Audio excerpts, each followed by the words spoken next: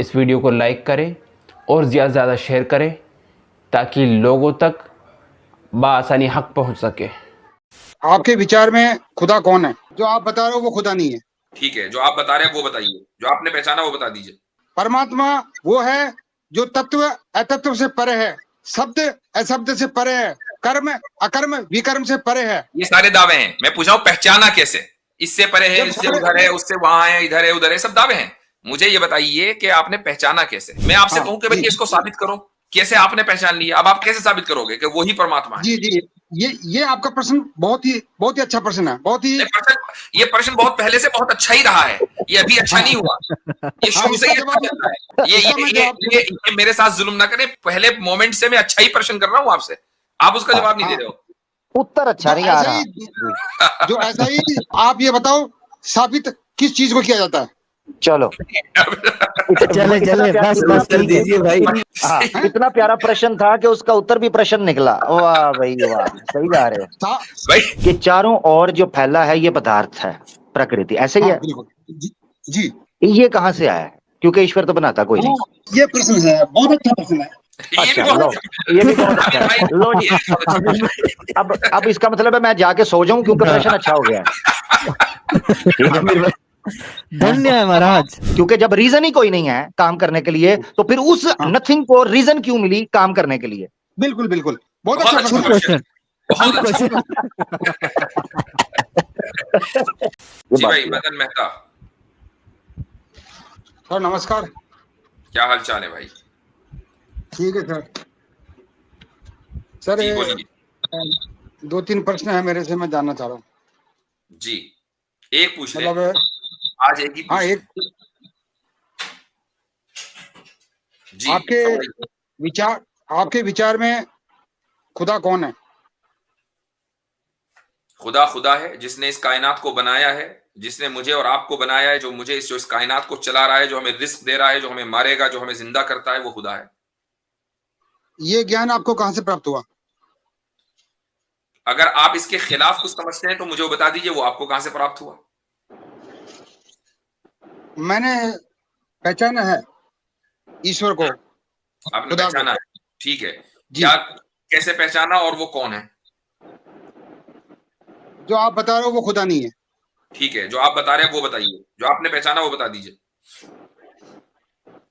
जो ईश्वर है, यानी जो परमात्मा है, यानी जो खुदा है, गॉड है, वो कायनात को नहीं बनाता।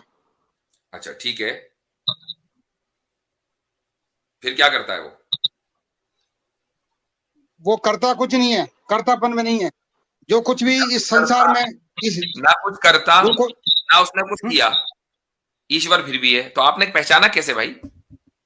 पहचाना है ना, बताऊंगा ना आपको, मैं बताऊंगा। मैं पहचाने के लिए तो बताऊंगा। हाँ, बैठा हूं मैं, बताइए। क्योंकि वो करता तो कुछ नहीं, ना उसने बनाया ना उसने कभी कुछ किया। अब बताइए कैसे पहचाना? संसार के जितने भी धर्म ग्रंथ है, पोथी पाने हैं, किताबें हैं, ये सब मानव की रचना है। मानव ने भी ये सब गढ़े हैं। जितने भी पंथ है भाई, एक मिनट है, ठीक है, चलो थोड़ी देर के लिए मान लिया, चलो थोड़ी देर के लिए मान लिया। ईश्वर को कैसे पहचाना, मुझे उसकी बात बताओ ना यार। इधर उधर की बात करने से क्या फायदा?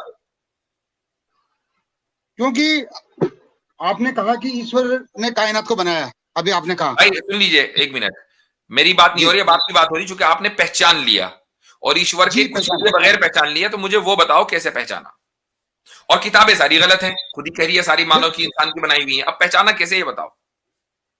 कि इसके लिए आपको ये जानना पड़ेगा कि हम कौन हैं, हु आई एम। भाई, आपको तो बनाया नहीं ना ईश्वर ने, आपका ईश्वर से क्या लेना देना? नहीं, आप मेरी बात समझेंगे ना, तब तो। मैं समझ रहा हूं, आपको तो ईश्वर ने बनाया नहीं, फिर ईश्वर को जानने के लिए ये जानना क्यों जरूरी है कि मैं कौन हूं?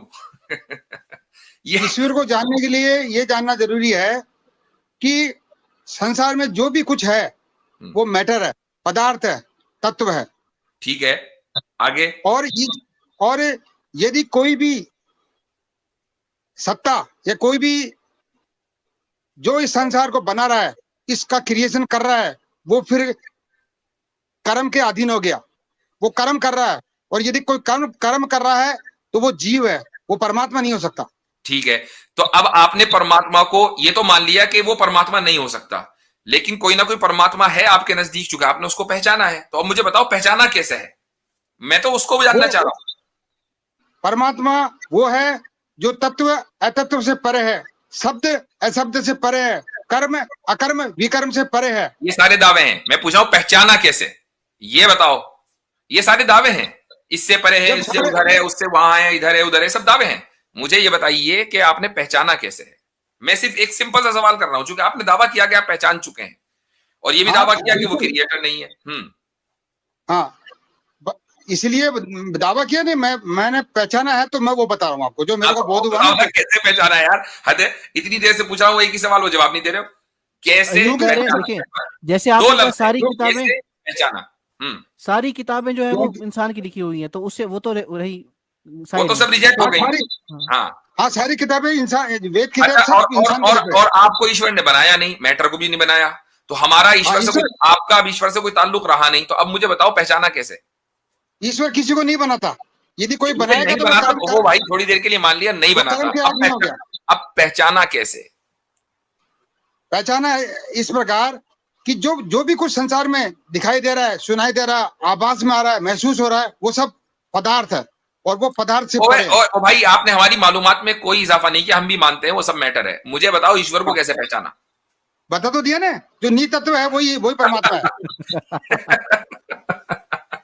अब ये भी एक दावा है कि भाई वो फला है ना, वो परमात्मा है। मैं आपसे सिर्फ सिंपल, देखो ये आपने दावा किया, मैं आपसे कहूं कि भाई इसको साबित करो, कैसे आपने पहचान लिया? अब आप कैसे मतलब क्या कैसे साबित करोगे कि वही परमात्मा है? जी, ये आपका प्रश्न बहुत ही अच्छा प्रश्न है, बहुत ही ये प्रश्न बहुत पहले से बहुत अच्छा ही रहा है, ये अभी अच्छा नहीं हुआ, ये शुरू से ही अच्छा चल रहा है। ये मेरे साथ जुल्म ना करें, पहले मोमेंट से मैं अच्छा ही प्रश्न कर रहा हूं आपसे, आप उसका जवाब नहीं दे रहे हो। उत्तर अच्छा नहीं आ रहा।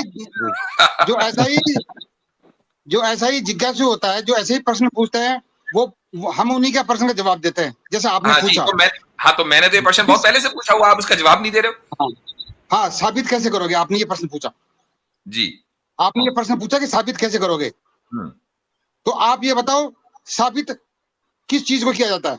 चलो चले बस कर दीजिए भाई। अगर ये प्रश्न इतना अच्छा, इतना प्यारा प्रश्न था कि उसका उत्तर भी प्रश्न निकला। वाह भाई वाह, सही जा रहे हो भाई। एक बात सुनो, फिर इसका मतलब आपने मेरी झूठी तारीफ की, क्योंकि अगर आप ये कह रहे हैं कि इसको साबित ही नहीं किया जा सकता, तो फिर प्रश्न अच्छा कहाँ हुआ? नहीं, साबित तत्व को किया जा सकता है, पदार्थ को किया जा सकता है, जो नी तत्व। फिर प्रश्न अच्छा नहीं हुआ ना, एक मिनट, फिर प्रश्न अच्छा नहीं हुआ ना? नहीं, प्रश्न आपका अच्छा है, बहुत अच्छा प्रश्न है भाई। जब मैंने प्रश्न गलत किया, मैं एक ऐसी चीज को साबित करवा रहा हूं आपसे जिसको साबित नहीं किया जा सकता, तो प्रश्न तो गलत हुआ, फिर आपने तारीफ कैसे की मेरी झूठी? नहीं, तारीफ नहीं हुआ, आप जिज्ञासु हो, आपका प्रश्न बहुत उचित था, बिल्कुल टाइम बाय करना था को 3-4 बार उन्होंने कहा प्रश्न बहुत अच्छा है, प्रश्न बहुत अच्छा है। अब सोच रहे थे करूं क्या, अच्छा आ गया है, इसका उत्तर कहां से दूं? आज तो बड़े लंबे लंबे छक्के चौके लगे हैं भाई स्ट्रीम में। क्या बड़ा गुस्सा है इनको, जैसे घर में किसी ने डांटा है। जी मदन मेहता जी बहुत अच्छा लगा आपसे बात करके। देखें, कोई भी प्रश्न पूछ सकते हैं वो, अरे हमने इतने सारे पूछ लिए, आपने एक का जवाब नहीं दिया। आपने सिंपली पूछा कि आपने उस परमात्मा को जाना कैसे, पहचाना कैसे, अब आप उसका जवाब ही नहीं दे रहे हो। मेहता जी ने सवाल नहीं कर सकते। मेहता जी ने हमारे साथ स्कैम कर दिया आज 1992। नहीं, मैं तो ऐसी बातों में मानता नहीं हूँ। होते जा रहा है, उत्तर नहीं आ रहा भाई। अब मैं उत्तर दे दिया ना, आप किसको साबित करोगे? ये उत्तर दिया, वापस बिल्कुल सही उत्तर दिया। मेहता जी को वो साबित करो। हर्षद मेहता से कुछ ताल्लुक तो नहीं आपका? अच्छा, इनसे एक सवाल कर सकते हो मेहता भाई? वैसे तो आप प्रश्न जी, प्रश्न आप प्यारा कह देते हैं, उत्तर नहीं आता मसला। चलो कोई बात नहीं, हम एक और ट्राई कर लेते हैं। अच्छा मेहता जी, ये सारा कुछ जो है, मैंने प्रश्न का उत्तर दिया, लेकिन क्या कि आपके अंदर वो जो पुरानी मेमोरी है ना, उसको जब तक पूरा रिमूव नहीं करोगे ना, ग्रंथों की, पोथी पानियों की, तब तक आप उसको समझ नहीं पाओगे। ठीक हो गया, ठीक हो गया जी। अच्छा ये मेहता जी मुझे ये बताइएगा, और ये कोई एक विशेष अरे भाई बंद जी, संप्रदाय के भाई, बात नहीं एक कर रहा मिनट। मैं, सभी का याद यार धैर्य रखिए, धैर्य मेहता भाई। मेहता जी मुझे ये बताइएगा कि चारों ओर जो फैला है ये पदार्थ है, प्रकृति, ऐसे ही हाँ है? बिल्कुल जी ये कहाँ से आया है? क्योंकि ईश्वर तो बनाता कोई नहीं। हाँ, ये प्रश्न है, बहुत अच्छा प्रश्न है। ये भी अच्छा, लो, बहुत ये भी बहुत अच्छा है। लो जी, अब इसका मतलब है मैं जाके सो जाऊं क्योंकि प्रश्न अच्छा हो गया है। ठीक है आमिर भाई, धन्य है महाराज। हाँ आपका प्रश्न अली भाई इसलिए अब अच्छा भी है। कोई सवाल कर ले एक। अच्छा, हाँ जी ये हाँ मैं बता रहा हूँ ना, जब ये ईश्वर ने, परमात्मा ने, खुदा ने इस कायनात को बनाया नहीं, जी। तो अब प्रश्न होता है कि फिर ये कायनात को बनाया किसने? कोई क्रिएटर तो है। बिल्कुल जी, ये तो सवाल तो इसका कर रहे हैं correct- आपसे। वाकई बहुत अहम सवाल किया, इस बात को हमारे ध्यान में भी नहीं आया था। हाँ तो ये जो कायनात बनी है ना, ये जगत संसार बनाया है, ये बना है परम शून्य से, ओए एब्सोल्यूट होए होए। नथिंग से बना है सब कुछ। जबरदस्त जबरदस्त। बनाया किसने? एब्सोल्यूट नथिंग, नथिंग ने बनाया है, नथिंग ने बनाया है। यानी Nothing ये आप से- ये कह जी नथिंग, एक मिनट, एब्सोल्यूट नथिंग, एब्सोल्यूट जी, जी। नथिंग को थोड़ा, क्योंकि इसने बनाया, एब्सोल्यूट नथिंग ने बनाया है, ये एब्सोल्यूट नथिंग से बना है, दो चीजों में फर्क है। एब्सोल्यूट नथिंग से ही बना है। यानी बनाया जी बनाया सॉरी किसने भाई? मेरा सवाल यही था कि बनाया किसने, ये नहीं कि बना किससे। मिसाल के तौर पर मेहता जी देखिएगा, हाँ। मैं आपसे पूछता हूं ये बोतल है या ये मोबाइल आपके सामने पड़ा है, ये मोबाइल किसने बनाया है? आप कहेंगे सैमसंग ने, आप कहेंगे एप्पल ने, आप कहेंगे ओप्पो ने या वीवो, ये दो तीन कंपनी है। जब मैं पूछूंगा ये किससे बना है तो आप बताएंगे मेटल है, थोड़ा सॉफ्टवेयर भी है, थोड़ा हार्डवेयर भी है, थोड़ी जो है ना वो दूसरी तीसरी चीजें, चिप्स वगैरह इस्तेमाल। मगर मैं जो सवाल पूछ रहा हूँ वो ये पूछ रहा हूँ, ये पदार्थ आया कहां से, यानी किसने बनाया है? फिर ये आप कह रहे हैं एब्सोल्यूट नथिंग से बना है, दो अलग चीजें हैं जी। एब्सोल्यूट नथिंग से ही सब कुछ बना है, मतलब जो शून्य है ना, परम शून्य, उससे तत्व बने, पदार्थ बने। मेहता जी सिंपल सा सवाल, एब्सोल्यूट नथिंग जी। से बनाया, हमने मान लिया, बनाया किसने? हाँ। एब्सोल्यूट नथिंग ने खुद बनाया या किसी और ने बनाया? एब्सोल्यूट नथिंग ने ही खुद नहीं बनाया, उसी का खुद नहीं विस्तार बनाया, हो रहा है absolute- लगातार। तो फिर परमात्मा एब्सोल्यूट नथिंग हुआ। नहीं, कुछ नहीं है, सब कुछ बना है। परमात्मा और एब्सोल्यूट और नथिंग है। अभी आप थोड़ी देर पहले कह रहे थे कि एक परमात्मा क्रिएट नहीं कर सकता कुछ, हाँ, नहीं कर सकता, बिल्कुल। तो परमात्मा तो क्रिएट नहीं कर सकता, लेकिन एब्सोल्यूट नथिंग कर सकता है, तो आपका परमात्मा एब्सोल्यूट नथिंग हुआ। वो परमात्मा नहीं है, यही तो सारे संसार धोखा खा रहा है, सारे संसार इसी अब में एक उलझ रहा है। सवाल, अब एक और हाँ, जी, प्रश्न, जी। अच्छा हाँ। प्रश्न, एक अच्छा प्रश्न यही बात पहले मैं गाली को समझाया था, गाली को जी, भी जी, समझाया था, वो मेरी बात को थोड़ा समझा था, और ये अच्छा, सही वो समझ स्वीकृति गया था। देगी। अच्छा नहीं, भाई देखा ऐसा है, अगर वो समझ गया था, हम नहीं समझ सकते, क्योंकि जो चीज वो समझ रहा है वो हम नहीं समझ सकते। नहीं, गालिब ने कहा था कि एटम में मेहता चेतना जी, नहीं होती। मेहता मैंने कहा जी, एटम में चेतना होती है, कॉन्शियसनेस मेहता होती जी है। बात फैल रही है, मेहता जी हाँ जी, बोलिए। रहता जी, जी। रहता फैल रहा है, मेहता जी रहता फैल रहा है। मैं प्रश्न की तरफ आता हूँ, आप नहीं, प्रश्न को रहता फिर नहीं है। जी देखो, जी मेरे साथ रुक लें, ओ रुक जाए ना, सुन ले अगला सवाल हाँ, सुन। बोलिए। एब्सोल्यूट नथिंग जब आप बोलते हैं, परम शून्य, उसको थोड़ा सा हाँ, डिफाइन जी। करें। देखिए ऐसा है, जो परम शून्य है ना, वो एटमलेस स्थिति होती है। अब आप मेरी बात 2 मिनट सुन लेना, फिर आप बोलना, बीच में मत बोलना। जी परम शून्य एटमलेस स्थिति होती ये है। आप भी किया करें, ये आप भी किया करें, बीच में ना बोला करें जी, आप बोल लें जी। हाँ, एटमलेस स्थिति होती है परम शून्य, और एटमलेस स्थिति का मतलब होता है जहां कोई भी एटम नहीं होता, कोई भी एनर्जी नहीं होता। इसलिए जो थर्मोडायनेमिक्स का जो रूल है ना, कि energy can neither be created nor destroyed, ये रूल भी गलत है, ये रूल साइंस का गलत है। ठीक है, मैं एक मिनट जरा इनको बोलने दें, इनको गुलफशानियां करने दें, इनको गुलफशानियां करने दें। अच्छा मेरी बात, मेहता जी आपका सवाल आ गया। आमिर भाई, गालिब ने यही बात समझी होगी, लगा ये रूल गलत है, मुझे समझ में आ गया। जी भाई बोले मेहता जी। मेहता जी 1 मिनट रुकिएगा, मेहता जी ने बोल लिया, 1 मिनट। गालिब को पता है क्यों बात समझ आई है हजरत, मैं आपको बताता हूँ। मेहता जी आप जरा रुकिएगा, भी बीच में ना बोलिएगा, आपने खुद कहा था बीच में मत बोले, तो बीच में मत बोलिए। गालिब को ये बात या हारिस सुल्तान को ये बात पता क्यों समझ आ जाएगी कि ये जो सृष्टि है, प्रकृति है, ये फ्रॉम एब्सोल्यूट पॉप अप हुई है, फ्रॉम एब्सोल्यूट नथिंग, क्योंकि वो लॉरेंस क्राउसिज्म के ऊपर ईमान ले आए हुए हैं। वो दोनों लॉरेंस क्राउस की थ्योरी के ऊपर काम करते हैं, universe from nothing, that's why they accepted his theory. सही थिंग्स के उसने जनाब बहुत बड़ी को फिलॉसफी झाड़ी है जिसको उन्होंने मान लिया। वो पहले ही प्रोग्राम कर चुके हैं यूनिवर्स फ्रॉम नथिंग के ऊपर। अच्छा, अब नहीं, लेकिन सवाल उसने ये है, अब मेहता जी बीच में ना बोले, बीच में नहीं बोले, रुके जरा। मेहता जी, आपने एब्सोल्यूट नथिंग को परम शून्य कहा कि बिल्कुल कुछ भी नहीं था, ऐसा ही है? बिल्कुल बिल्कुल कुछ भी नहीं था। हाँ, जब बिल्कुल कुछ भी नहीं था, बिल्कुल कुछ भी नहीं था, तो बिल्कुल कुछ भी नहीं से कुछ होने के लिए कोई रीजन काम करती है, कोई इफेक्ट काम करता है कि कुछ भी नहीं करता? ये मुझे बताएं। कोई रीजन काम नहीं करता, कोई रीजन काम नहीं करता, ऐसे कह रहे हैं आप? अच्छा, जब कोई रीजन, ठीक है, हाँ, जब कोई रीजन काम नहीं करता और कुछ ना होने से कुछ होने में कोई रीजन काम नहीं करता, तो मुझे ये चीज बताएं कि हुआ ही क्यों पहली फुर्सत के अंदर?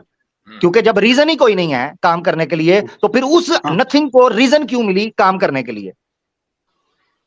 बिल्कुल बिल्कुल, बहुत अच्छा क्वेश्चन, बहुत अच्छा। देखिए, हाँ, अब आप मेरी बात सुनिए। पहले बताइए क्वेश्चन कैसा था? साइंस का रूल है, क्वेश्चन में बहुत मजा है भाई। हाँ, नहीं देखो, आमिर भाई का अब क्वेश्चन भाई, कैसा था? आमिर भाई, अब आप जो टैग लाइन है ना, नियोग में ही मजा है, आपके प्रश्न में ही मजा है। देखो, जिंदगी का मजा तो पहली प्रश्न बात में है। नहीं, पहली बात तो मैं आपको ये बता दूं कि जो आप मुफ्ती साहब है और ये जो आप पैनलिस्ट में बैठे हुए ना, यदि इस मेरे विषय को अपने जो विचार कर रहे हैं, इसको आप डिबेट के रूप में यदि आप इसको ले रहे हो, तो आप ये समझ लेना कि आप हमेशा जीते हुए हो और मैं हमेशा हारा हूं। नहीं, हम डिबेट नहीं कर रहे, आप प्रश्न के उत्तर की तरफ आ जाए। मैंने गालिब को भी कहा था कि आप लोग हमेशा जीते हुए हो, मैं हमेशा हारा गालिब हूं। को गोली मारे हैं, आप हमारे सामने बैठे हैं, वो तो आता कोई नहीं है, आप उस प्रश्न का उत्तर दे दें, आप छोड़ें उसे, बताएं। उसको तो अपने नहीं सुनते, उसकी कोई वर्थ वैल्यू नहीं रही, उसको आप ऐसे मेंशन। हाँ, एब्सोल्यूट नथिंग से ये पूरा संसार और पूरी कायनात बनी बगैर रीजनिंग के, तो एब्सोल्यूट नथिंग को क्या पड़ी थी बनाने की? हाँ, ये बताइए, रीजन तो कुछ था नहीं। हाँ, बिल्कुल जी, है ना? क्वेश्चन तो बहुत अच्छा हो गया, अब उत्तर नहीं आ रहा है। हाँ, उत्तर बता रहा हूँ ना, आप समझेंगे ना।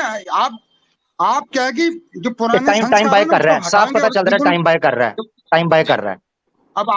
अब आप ऐसा सोचोगे तो फिर मैं बताना बेकार है। फिर आप तुम बताएं ना भाई। लास्ट एक मिनट मैं बता रहा हूँ, फिर बता नहीं रहे हो।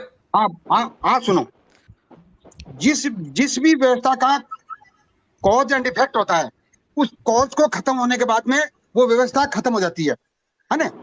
जिसका कोई कारण होगा ना, उद्देश्य होगा, यदि वो उद्देश्य पता चल गया तो वो फिर व्यवस्था भी खत्म हो जाती है। क्योंकि जो ये कायनात है, ये सृष्टि है, ये अकारणीय है, इसका कोई काज नहीं है, तो ये सृष्टि हमेशा रहेगी। ऐसा नहीं है कि ये कभी खत्म हो जाएगी, ये हमेशा रहेगी।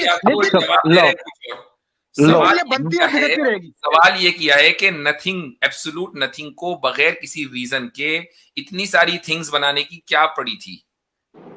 रीजन तो कुछ था नहीं।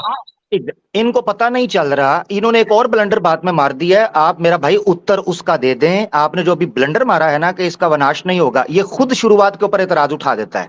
सही, ठीक है ना? ये तो टॉपिक दूसरा हो गया।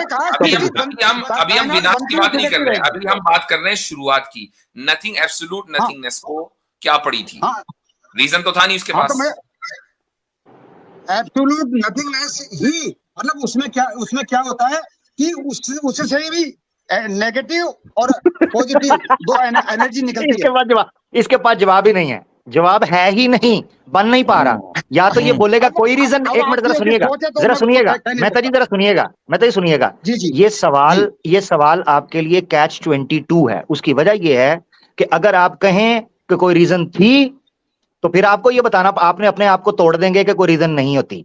जब अगर आप कहें कि कोई रीजन नहीं थी, तो फिर वजूद की भी कोई रीजन नहीं थी, उसके एग्जिस्ट करने की कोई रीजन भी सामने नहीं आती। यानी ये एक ऐसा कैच 22 है जिसको आप सॉल्व नहीं कर सकते। इसलिए प्रश्न बड़ा अच्छा था जी। हाँ, तो जिसका कॉज नहीं होता ना, वो सिस्टम अकारण नहीं होता है। जिसका कॉज नहीं होता वो क्या होता है? जिसका कॉज नहीं होता ना, कॉज एंड इफेक्ट रूल नहीं होता ना, वो अकारण नहीं होती है, वो व्यवस्था अकारण नहीं है। कॉज एंड इफेक्ट, मेरी बात सुने, पहले एक मिनट। आप जो कह रहे हैं कि जिसका कॉज एंड इफेक्ट नहीं होता, जब आपसे पूछा ये प्रकृति कहां से आई, आपने खुद उसका कॉज बताया, एब्सोल्यूट नथिंग। जी हाँ, बिल्कुल कमाल करते हो यार। एब्सोल्यूट नथिंग ही कॉज है और उसका इफेक्ट है प्रकृति। अब आप कह रहे हैं कॉज एंड इफेक्ट नहीं होता, इसका भी है, इसलिए बात नहीं है। ये प्रकृति का कोई कारण नहीं है, ये अकारण है। ओ भाई, कारण मेरे बाप अजीब, कारण किसे कहते हैं हम? इसका मतलब है आपको पता नहीं, फिर इफेक्ट कहते किसे हैं? मुझे सब पता है, जब मैंने सब पता है। को पहचाना सब जी, पता चलो है फिर, मुझे। टेक केयर, टाइम खा गए आप। ठीक है, चले भाई, सही है, बहुत टाइम हो गया आज तो। शुरू से लेकर आखिर तक के जबरदस्त कॉमेडी शो रहा है। हाँ, आपको नहीं आएगा, आपके ग्रंथों के संस्कार है ना, इससे समझ जी नहीं जी आता। जी जी, ठीक है भाई मेहता जी, बहुत भाई, फिर अगली याद मरतबा मेरा भेजेंगे, आपको भाई। तशरीफ लाइएगा। तो आपसे अभी तो याद आप इस मेरा। से चले जाएं तो ज्यादा बेहतर है। ठीक है जी जी भाई। जी मसीह मुस्लिम साहब, मुफ्ती साहब कैसे हैं आप? जी हाँ, अल्हम्दुलिल्लाह। आपकी पेशेंस को मैं सल्यूट करता हूँ। You are a very patient person. जी। काश ऐसे ही हो और मुझ में भी ऐसी पेशेंस आए। अच्छा, अभी आपने दुबई का जिक्र किया, किसी स्ट्रीमर के साथ मुझे दिन आए याद दुबई के, और ये बात सच है, मेरे भी 2 बच्चे दुबई में पैदा हुए, लेकिन ऑफ कोर्स नो नेशनैलिटी। 18 आप टर्न होंगे तो आपको छोड़ना पड़ेगी कंट्री, या तो आपके पास वर्क वीजा हो या फिर स्टूडेंट्स वीजा हो। दैट्स फिर हमने फाइनली कहा कि यूएसए आ जाओ। हालांकि ठीक चल रहा था सब कुछ दुबई में, लेकिन बच्चों के फ्यूचर के लिए वो जगह अच्छी नहीं है, इसलिए यूएसए लोग आते हैं। तो यू आर राइट, वो ट्राइबल सिस्टम है, चल रहा है। अपना सवाल मेरा ये था कि एक हदीस है जिसमें 73 सेक्ट्स की बात की जाती है, जिसमें से सिर्फ एक जन्नत में दाखिल होगी, क्या वो ऑथेंटिक है? देखें, वो हदीस उसके ऊपर कलाम किया गया है, यानी, लेकिन उसको आप अक्सर यानी मुकम्मल मुस्तरद भी नहीं कर सकते। और सिर्फ ये समझना चाहिए कि जो असल चीज है उस हदीस के ताल्लुक से, कि एक जो ग्रुप है वो जन्नत में जाएगा, बाकी नहीं जाएंगे। इसका मतलब ये नहीं है कि बाकी कभी नहीं जाएंगे।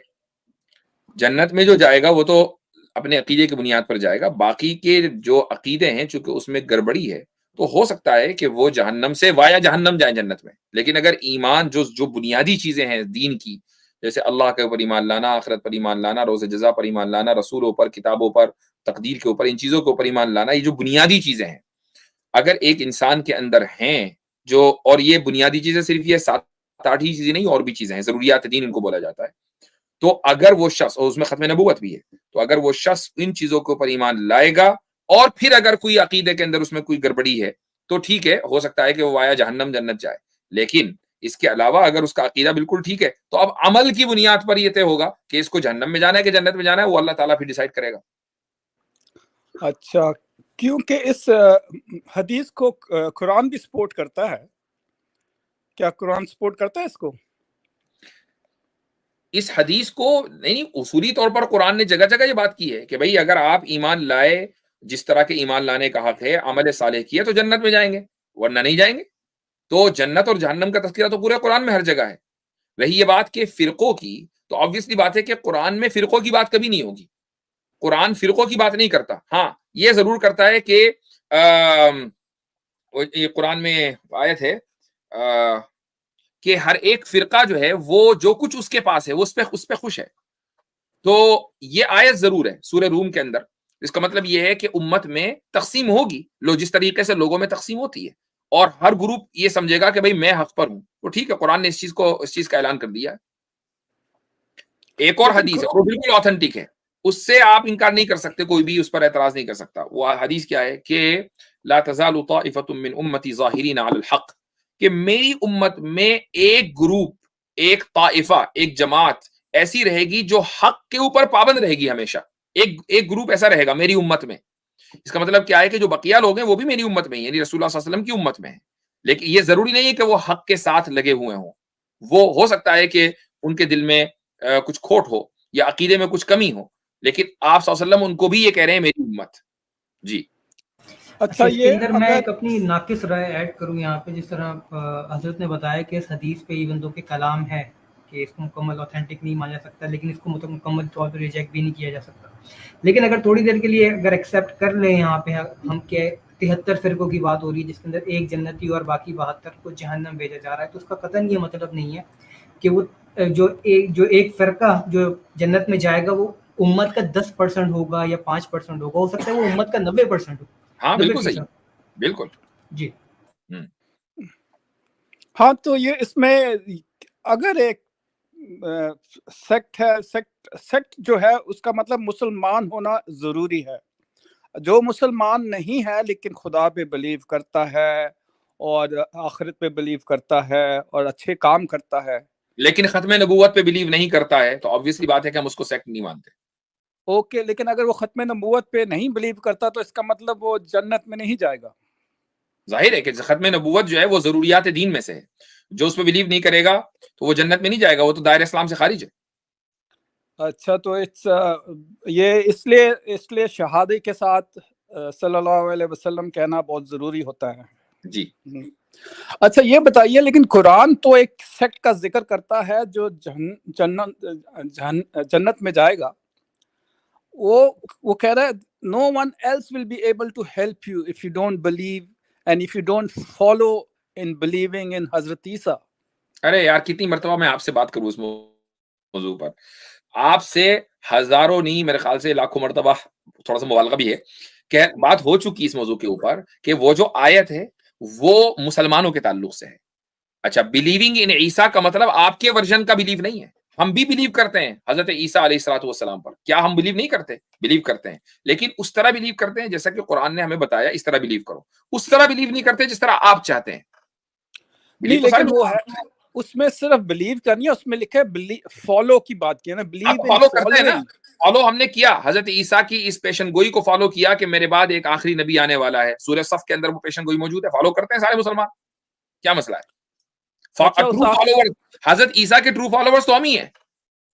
जी जी, बिल्कुल आप सही कह रहे हैं, लेकिन हजरत ईसा के नेम को इतना रेजिस्ट क्यों करते हैं आप लोग? कमाल की बात है, हजरत ईसा अलैहिस्सलातु वस्सलाम, दिन रात हम हजरत मूसा, हजरत ईसा के किस्से जिक्र कर रहे हैं। आपको किसने कह दिया कि रेजिस्ट कर रहे हैं? मतलब अपने जहन में आपने एक मफरूजा गढ़ा, उसके बाद हल्की आंच पर उसको पकाया और समझा कि भाई ये बिल्कुल पक्का ठक्का हो गया, और जाके वहां हमारे सामने परोस दिया। तो ये तो फिर इसकी तो कोई हैसियत नहीं है ना। अपने जहन में आप पुलाव बनाते हैं, इसकी क्या औकात है? मुफ्ती जी, मैं तो पुलाव क्या बना रहा हूँ? कुरान कहता है all those who follow Jesus will be superior, those who do not believe in following Jesus will suffer terrible agony in this world and hereafter। अपने दिल पर हाथ रखकर ये कहना, इस मौजू पर मेरी आपसे इससे पहले बात हुई है या नहीं हुई है? हुई है, बिल्कुल बात हुई है। कितनी मर्तबा हुई है? कम से कम 4 दफा तो हुई है। 4 मर्तबा। हर एक मर्तबा में मैंने आपको उससे पहली वाली आयत दिखाई है या नहीं? दिल पर हाथ रख के। हाँ जी, हाँ दिखाई है। उससे पहली वाली आयत में मुस्लिमीन का लफ्ज है या नहीं? दिल पे हाथ रख के। हाँ जी, हाँ मुस्लिमीन का लफ्ज है। बस बात खत्म। अब एक ही बात को रिपीट करने से कोई फायदा नहीं है। नहीं, मैं ये नहीं कह रहा, इसलिए तो मैं अपने आप को मसीह मुस्लिम कहता हूँ जी। तो जब उसमें लफ्ज मुस्लिम है तो इसका मतलब ये है कि हजरत ईसा अलैहिस्सलातु वस्सलाम को फॉलो करने वाले मुसलमान ही हैं, आप नहीं है। आपका जो वर्जन है हजरत ईसा अलैहिस्सलातु वस्सलाम का, वो तो कुफ्र है, वो तो हजरत ईसा की तौहीन है, वो तो ब्लास्फेमी है। वो कैसे? इसलिए कि आप हजरत ईसा अलैहिस्सलातु वस्सलाम को द मोस्ट सुपीरियर मान रहे हैं। ठीक है, हाँ है ना, माना ना? नहीं, जब कुरान कह रहा है तो फिर ये कुरान ये भी कह रहा है कि हजरत ईसा अलैहिस्सलातु वस्सलाम, अगर आप कुरान को मानते हैं? जी हाँ, मैं कुरान को मतलब I don't take it as inherent word of God. I say उसमें, क्योंकि उसमें बहुत सी ऑथेंटिक चीजें हैं जो आप ये कैसे तय करते हैं कि ये ऑथेंटिक और ये ऑथेंटिक नहीं है? क्योंकि आप देखिए, this is what scholarship is all about, कि आप स्कॉलर नहीं है ना? नहीं, मैं स्कॉलर नहीं हूँ, but I mean you don't have to label carry करने की जरूरत नहीं है। जैसे मैं कहता हूँ, आपने कहा ना कि भाई आप खुद स्कॉलर नहीं है, आपने नहीं लेबल है, लेकिन स्कॉलरशिप आपके पास नहीं है ना। नहीं, मैं स्कॉलरशिप का क्या मतलब है? आपको ये कैसे पता कि ये आयत ऑथेंटिक है? यानी यही हुआ ना कि पिक एंड चूज। इसको कहते हैं कि जो मुझे पसंद आए वो लूंगा कुरान में से, वरना नहीं लूंगा। मिसाल के तौर पर कि जब कुरान ये कहता है कि वइज़ क़ाल अल्लाहु या ईसा इब्न मरियम अंत क़ुल्त लिन्नास इत्तखिज़ूनी व उम्मी इलाहैन मिन दूनिल्लाह, इस आयत को मानते हैं आप? सूरह माइदा की। हाँ, मानता हूँ कुछ, मतलब बेसिकली, लेकिन एट सेम टाइम तो अब इस आयत दूसरी का तर्जुमा आयतें बता हैं, देता हूं कि जब अल्लाह हजरत ईसा से ये कहेगा कि ईसा इब्न मरियम, क्या नहीं, आपने ये कहा था लोगों को कि मुझे और मेरी माँ को खुदा को छोड़कर माबूद बना लेना? काला सुब्हानक मा यकूनु ली अन अक़ूला मा लैसा ली बिहक़। हजरत ईसा कहेंगे कि पाक है तेरी जात, मेरे लिए ये कहां ज़ेबा देता है कि मैं ऐसी बात कहूं जो हक नहीं है। इन कुन्तु क़ुल्तुहु फ़क़द अलिमता, अगर मैं ये कहता तो आपको मालूम होता। तालमु मा फ़ी नफ़्सी वला अअलमु मा फ़ी नफ़्सिक, आप जो कुछ मेरे दिल में है जानते हैं, जो कुछ आप जानते हैं मैं नहीं जानता। इन्नका अंत अल्लामुल गुयूब, मैंने तो उस चीज का हुक्म दिया, मा कुल्तु लहुम इल्ला मा अमरतनी बिही, कि जिस चीज का आपने हुक्म दिया मैंने तो वही बात कही। और वो बात क्या थी? अन इअ्बुदुल्लाह रब्बी व रब्बकुम, कि मेरे और तुम्हारे रब की इबादत करो और किसी और की इबादत ना करो। मुझे बताएं कि इस वर्जन को आप मानते हैं कि नहीं मानते? हाँ मानता हूँ, बिल्कुल मानता ठीक हूँ। है, उसके बाद आगे कहता है वकुन्तु अलैहिम शहीदम मा दुम्तु फीहिम, कि मैं उस वक्त तक के इन लोगों के ऊपर गवाह रहा जब तक कि मैं इनके दरमियान बाकी रहा। फलम्मा तवफ़्फ़ैतनी कुन्त अंत रक़ीब अलैहिम व अंत अला कुल्लि शैइन शहीद, कि जब आपने मुझे वफात दे दी या आपने मुझे उठा लिया, आपने मुझे रेस कर लिया, कुन्त अंत रक़ीबा, अब आप निगरां हो गए थे, व अंत अला कुल्लि शैइन शहीद। इन तुअज़्ज़िबहुम, अब अगर आप इनको अजाब देंगे तो आपका हक है, फ़इन्नहुम इबादुक व इन तग़फ़िर लहुम फ़इन्नका अंतल अज़ीज़ुल हकीम, और अगर आप मग़फ़िरत कर देंगे तो आप बड़े ताकतवर हैं और रहम वाले हैं। क्या मतलब है? ये वो लोग हैं कि जिन्होंने हजरत ईसा को हजरत ईसा के जाने के बाद हजरत ईसा की इत्तिबा करने की कोशिश की, ये कहा कि हम हजरत ईसा को मानते हैं, लेकिन उनके बारे में हजरत ईसा ये कह रहे हैं कि इनको अगर अल्लाह तू अजाब देगा तो तेरा हक है, अजाब देना अल्लाह का हक है। उनको जो कहते हैं कि हम मसीही थे हजरत ईसा के जाने के बाद, जी इसको मानते हैं?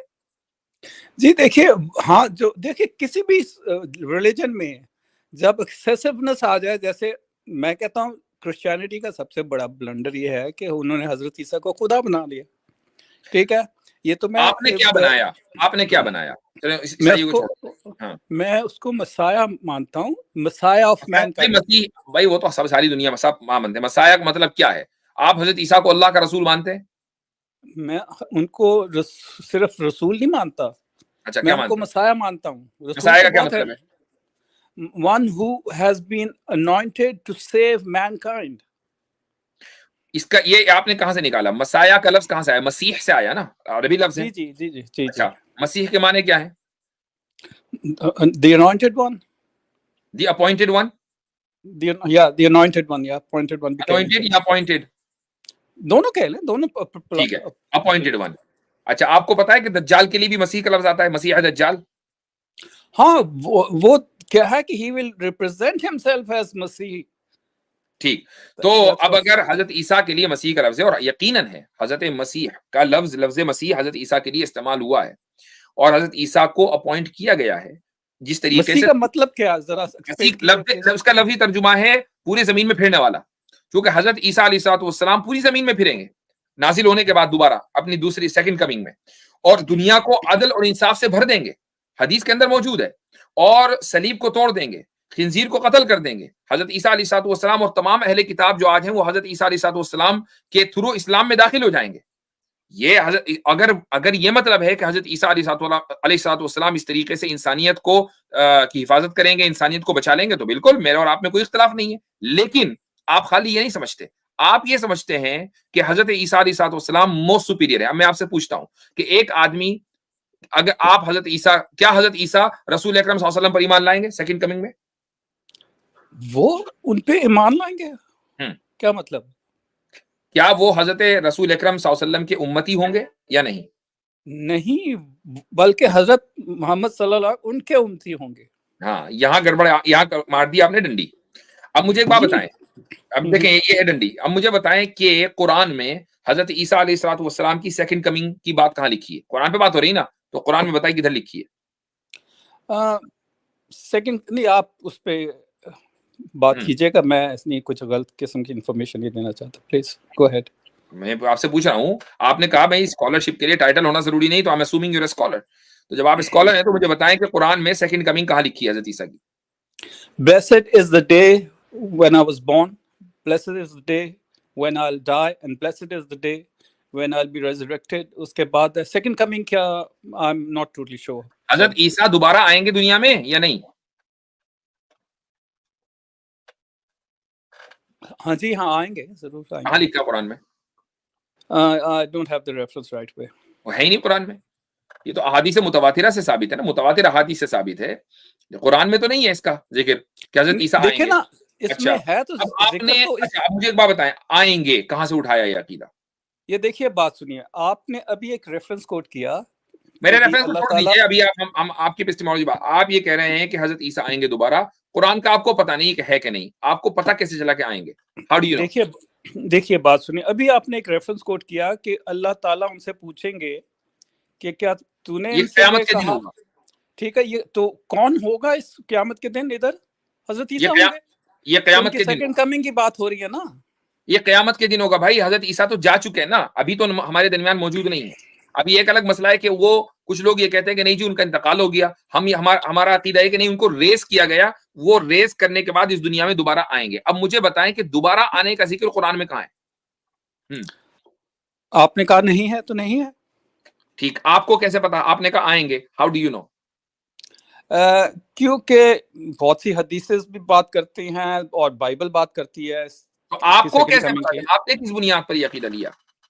मैं तो दोनों स्क्रिप्चर्स को कोट करता हूं, बाइबल को भी और कुरान को भी। तो आपने बाइबल की बुनियाद पर यह अकीदा लिया कि हजरत ईसा दोबारा आएंगे? जी जी, supported by various Muslim belief. अच्छा, हदीसों की बुनियाद पर भी अकीदा है जो ऑथेंटिक हैं उन पे ऑफ कोर्स। अब ऑथेंटिक हदीस में ये लिखा कि हजरत ईसा आएंगे और रसूल अकरम सल्लल्लाहु अलैहि वसल्लम के उम्मती होंगे, अब इसको आप क्यों नहीं मानते? देखिए बात यह है कि उम्मती कैसे होंगे जब हजरत रसूल अल्लाह को ये अल्लाह ताला फरमाते हैं कि ये कहो, I do not know what's going to happen to me और टू यू। तो मतलब इतनी ऑनेस्टी कहाँ से मिलेगी? और उन्होंने फिर उन्हीं रसूल को ये रेवलेशन दी गई, all who follow Jesus God is going to fill their hearts with compassion and mercy. हर फॉलोइंग नबी को पुराने नबी की तस्दीकी करनी है ना, पिछले नबी नाम है, नाम से बकायदा हजरत ईसा के नाम से ये चीजें आई हैं। ऑल हु फॉलो हजरत इब्राहिम के नाम से भी आई हैं, हजरत नूह के नाम से भी आई हैं, हजरत मूसा ईसा सबके नाम से आई हैं।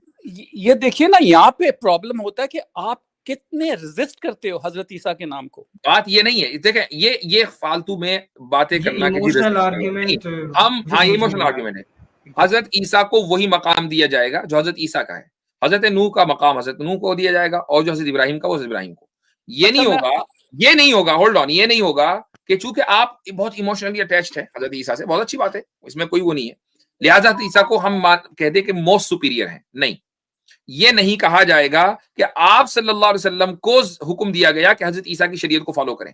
क्यों? चूंकि हजरत ईसा की जो शरीयत है वो तो डिस्टोर्ट हो चुकी ना, वो तो है ही नहीं। आप बाइबल को मोस्ट ऑथेंटिक मानते हैं, और अगर मानते हैं तो साबित कर दें।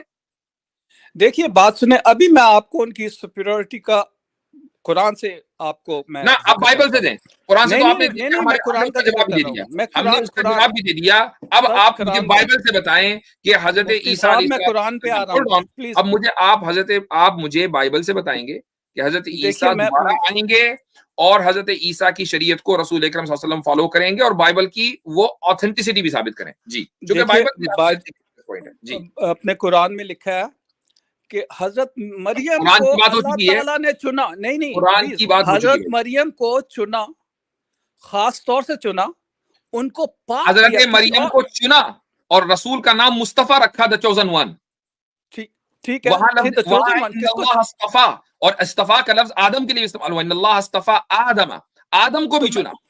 सुनिए तो देखिए, उनको हजरत मरियम को चुना, नाम रखा मुस्तफा किसका? उनको पाक किया, किसी और खातून को पाक किया आज तक नहीं। अल्लाह ताला ने सिर्फ एक खातून को पाक किया। बात है, यहाँ पर किसी का मुकाबला नहीं हो रहा है। बात ये नहीं हो रही कि हाँ मुकाबला तो कर रहे हैं, नहीं हो रहा है, ये गलत बात है। हम तो कर रहे हैं। आप ये चाहते हैं, आप मुझे ये बताना चाह रहे हैं मेरे मुंह में अपने अल्फाज डालकर कि खुदा ना खास्ता मैं हजरत ईसा अलैहिस्सलाम को नीचे कर रहा हूँ, हजरत मरियम को नीचे कर रहा हूँ, और किसी और को ऊपर कर रहा हूँ। हम कुरान की एक हजरत मोहम्मद को ऊपर कर रहे हैं। ईसा अलैहिस्सलाम का वही मकाम है जो मकाम कुरान ने तय कर दिया। हजरत मरियम अलैहिस्सलाम का वही मकाम है जो कुरान ने तय कर दिया। हम उनको मरियम ताहिरा मुतहरा कहते हैं, लेकिन उसका मतलब ये नहीं होता कि अब वो मोस्ट सुपीरियर है। हजरत मरियम अलैहिस्सलाम के बारे में रसूल अकरम सल्लल्लाहु अलैहि वसल्लम ने फरमा दिया कि जन्नत की खातून है, तो जन्नत की खातून है, उसमें कोई शक नहीं है।